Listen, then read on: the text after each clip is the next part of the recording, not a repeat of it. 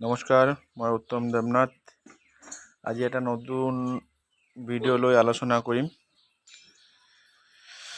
আজি আলোচনাটো এইটো হ'ল যে কিছুমান দাদা মোক ফোন কৰে, বহুত আগৰ পৰা ফোন কৰি আছে যে আপোনাৰ দাদা বড়োৰ লগত বড়োটো ৰেডি হৈছে নে নাই, সেইটো ক্ৰছ কৰাব লাগে, আপুনি ক্ৰছ ষ্টাৰ্ট কৰিছে নে নাই। তো তেতিয়া মোৰ ছাগলী আপোনাৰ 7 মাহ 8 মাহৰ আছিলে। তো আজি বড়োটো চব এইটো মোৰ ৰেম্বো আজি 1 বছৰ হৈছে, জাষ্ট 1 বছৰ হৈছে। ইয়াৰ কোৱালিটি চাওক, ইয়াৰ বোন চাইজ চাওক, ইয়াৰ হেড মাৰ্কিং।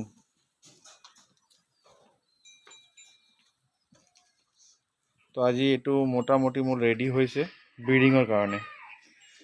তো দাদাহঁতি বহুত বাইদেউ এনেকৈ ফোন কৰে যে এনেকৈ ব্ৰিডিং কৰাব লাগে মোৰ এনেকৈ বড়োৰ লগত। তো আপোনাৰ বড়োটো ৰেডি হৈছে নে নাই। তো আজি ৰেডি হৈছে। কোনোবা যদি আপোনাৰ লোকেল ছাগলী या ক্ৰছ ছাগলী ব্ৰিডিং কৰিব বিচাৰে, তো এইটো বড়োৰ লগত আপোনালোকে ক্ৰছ কৰিব পাৰিব। আৰু মই এটা কথা অনুভৱ কৰিছোঁ যে আজি বিটেলে হওক, চিৰহী হওক, গুজৰি হওক, বাৰবাৰী হওক, যিমানে ব্ৰিডাৰ আছে, যিমানে প্ৰজাতি ছাগলী আছে, তাতকৈ চবতকৈ বেষ্ট বোৰ।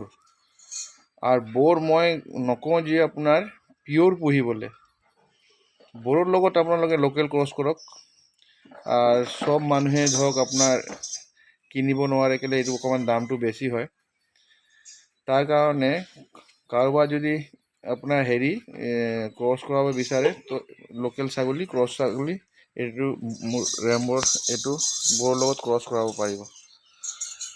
তো ক্ৰছ কৰালে কি হ'ব, মই একদম 100% গেৰেণ্টি দিছোঁ যে লোকেল ছাগলী ক্ৰছ ছাগলীৰ লগত ক্ৰছ কৰালে তাৰ পোৱালি বহুত ধুনীয়া আৰু সোনকালে ৱেটটো দিব,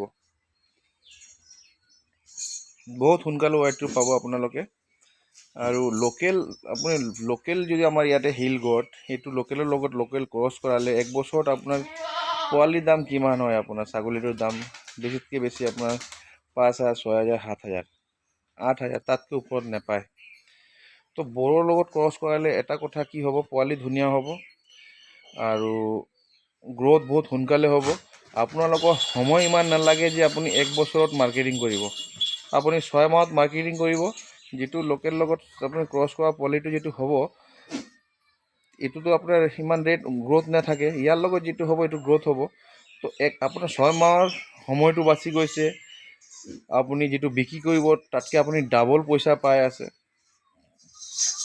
তো তাৰ কাৰণে বেষ্ট বড়োৰ লগত আপোনাৰ ক্ৰছ কৰা। মোৰ পিয়'ৰ মালোৱা আছে, মোৰ পিয়'ৰ মালোৱা মেলো আছে। কিন্তু মই লাহে লাহে কি কৰিছোঁ, মোৰ এই বড়োটো দি যিমান মোৰ মালোৱা ছাগলী আছে, এইবিলাক যিমান আছে চব মই লাহে লাহে ক্ৰছ কৰাইছোঁ। আৰু মোৰ বহুত ষ্টাৰ্টিঙৰ পৰা মোৰ একদম 100% পিয়'ৰ কোৱালিটিত মোৰ ফাৰ্ম কৰিবলৈ ইচ্ছা নাছিল। তো এই বড়োটো কিনিবলৈ মোক অকণমান সময় লাগিছিলে। এইটো চব, এইবিলাক চব আপোনাৰ বোৰ দি আপোনাৰ আছে, ক্ৰছ হোৱা আছে। আৰু ক্ৰছ ছাগলী এটা কথা আপোনালোকে ভাবিব যে ক্ৰছ ছাগলীৰ ইমিউনিটি পাৱাৰটো বহুত বেছি থাকে। আৰু এইটো বৰ লগত আপোনাৰ কোৱালিটি চাওক, ব্ৰিডাৰৰ যেনেকৈ কোৱালিটি হ'ব, পোৱালি তাত এনেকুৱাই হ'ব, কোৱালিটি ভালেই হ'ব। তো এইটো কৈছোঁ, কোনোবা যদি আপোনাৰ ক্ৰছ এইটো বড়োৰ লগত কৰিব বিচাৰে, তো মোৰ লগত যোগাযোগ কৰিব। মই চবৰ ফাৰ্ম আপোনাৰ অকণমান ডেভেলপ কৰিবলৈ বিচাৰোঁ যে আপোনালোকে ফাৰ্ম যেতিয়া ছাগলী পুহি আছে, ইমান কষ্টত পুহি আছে, ছাগলী পোহাটো ডাঙৰ কথা নহয়, এই আপোনাৰ সৰু কথা নহয়, বহুত ডাঙৰ কথা হয়। তাৰ মেইনটেনেঞ্চ কৰা আপোনাৰ বহুত সময় নষ্ট হয়। তো এইটো মোৰ আপোনাৰ এই বড়োটো ৰেডি কৰিবলৈ মই 3.5 মাহৰ পোৱালি আনিছিলোঁ, এইটো আজি 1 বছৰ হৈছে। তো আপোনালোকে চাব, কোনোবা যদি ইণ্টাৰেষ্ট থাকে আপোনাৰ মোৰ লগত যোগাযোগ কৰিব। ঠিক আছে, নমস্কাৰ।